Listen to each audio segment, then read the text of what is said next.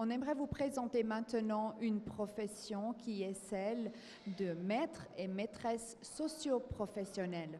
Avec moi sur le sofa est Annie Garcia, qui a 35 ans et qui travaille dans ce métier depuis bien 14 ans. Annie, qu'est-ce qu'une maîtresse socio-professionnelle? Voilà, bonjour.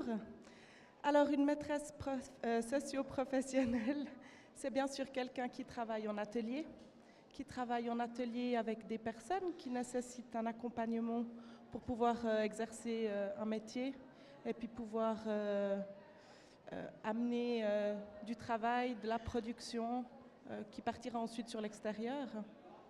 Donc c'est bien pour favoriser l'intégration des personnes avec lesquelles tu travailles.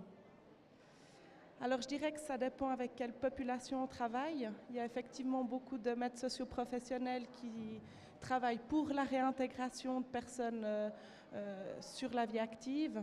En ce qui me concerne, je travaille avec des personnes aveugles et malvoyantes, intellectuellement handicapées, qui vont jamais ressortir en fait dans la vie active.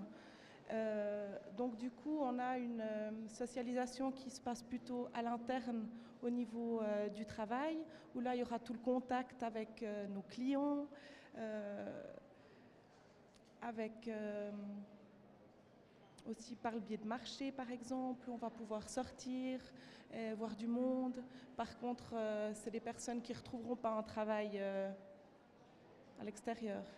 Voilà, tu viens de dire, donc tu travailles dans un foyer avec des personnes malvoyantes, aveugles, avec un handicap mental, donc un foyer interne, si tu veux, un internat. Enfin, les personnes vivent là-dedans, ils ne viennent pas seulement pendant la journée.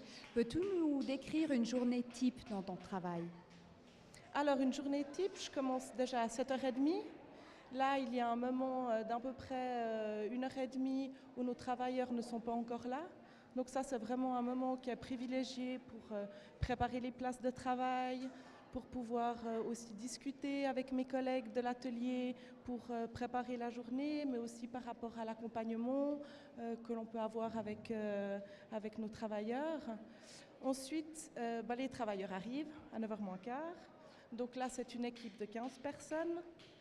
Nous sommes 3 maîtres socio-professionnels à les accompagner sur la journée. Donc on va vraiment les accompagner dans leurs activités, mais aussi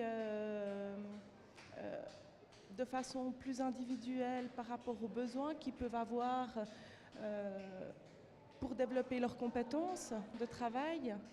Et il y a des moments où je vais être vraiment en train de faire de la production. Ça peut être de la finition de travaux, par exemple, ou de préparer les places de travail, les machines, pour que les travailleurs puissent travailler, simplement. Et qu'est-ce que vous produisez chez vous dans le foyer? Sur quoi travaillez-vous? Donc on a des ateliers artisanaux, donc c'est beaucoup de canage de chaises. Dans mon atelier, on fait aussi des brosses artisanales, on fait des calumets, bien sûr, qui est une activité très répandue dans les institutions. Et voilà, du tissage, enfin pas simplement de choses, mais vraiment de l'artisanat. Donc tu fais ça depuis bien 14 ans. Donc vraiment pour toi, c'était toujours clair que tu voulais partir dans le social? Oui, alors c'est vrai que j'ai cette envie-là depuis très jeune, probablement autour des 12 ans, comme ça.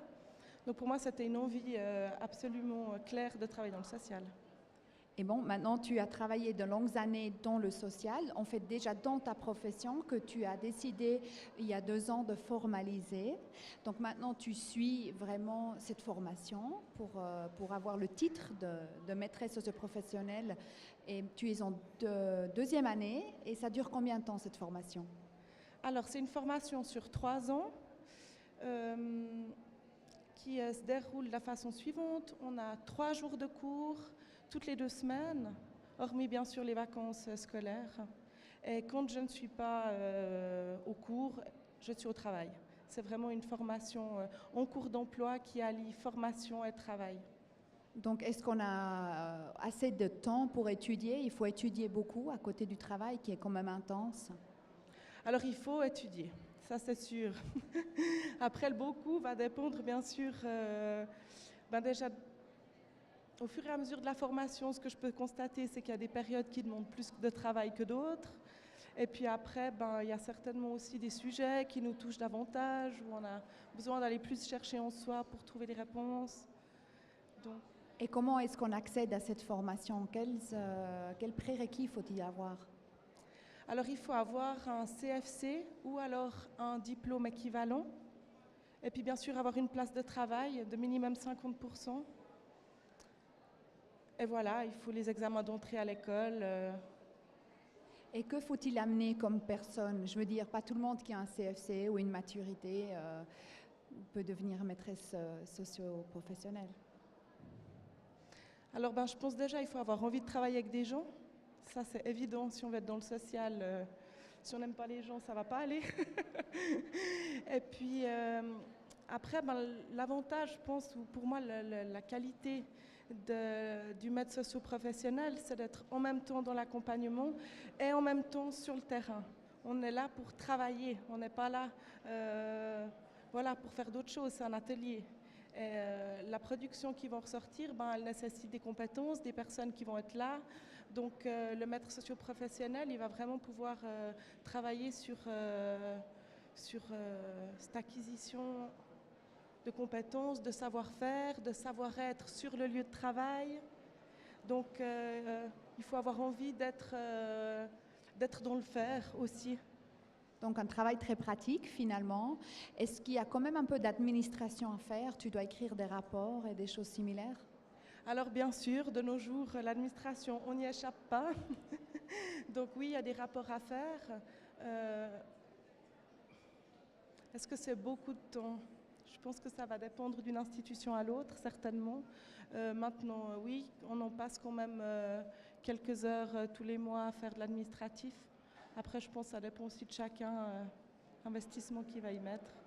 Mais ça reste une profession quand même très pratique, je pense. Alors oui, c'est essentiellement pratique. C'est clair qu'on est presque des petits contremaîtres, les MSP, parce qu'on a un atelier à faire tourner avec très souvent des qualités à avoir, des délais. Donc il faut tenir toute sa production et en même temps on a une équipe qu'on doit aussi accompagner.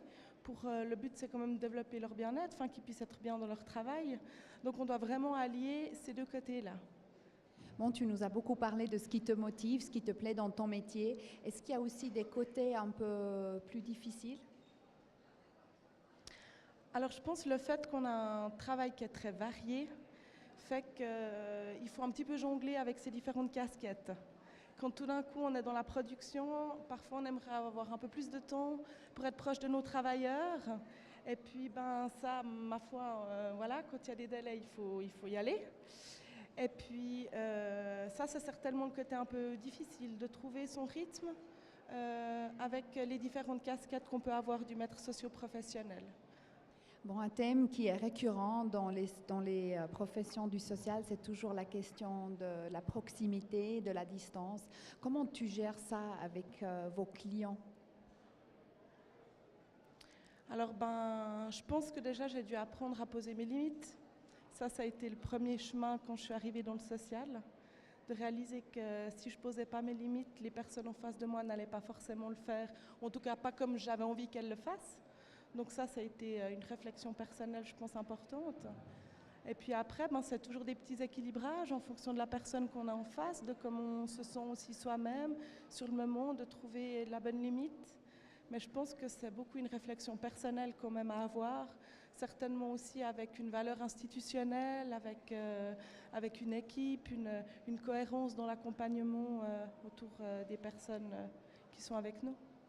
Donc si une personne a envie d'entamer ce chemin, de devenir maîtresse socio-professionnelle, que leur dirais-tu? Devenez maîtresse socio-professionnelle Parce que c'est un métier magnifique qui allie vraiment un savoir-faire et un savoir-être, et qui permet d'être tout le temps dans le contact et qui permet aussi de se remettre en question.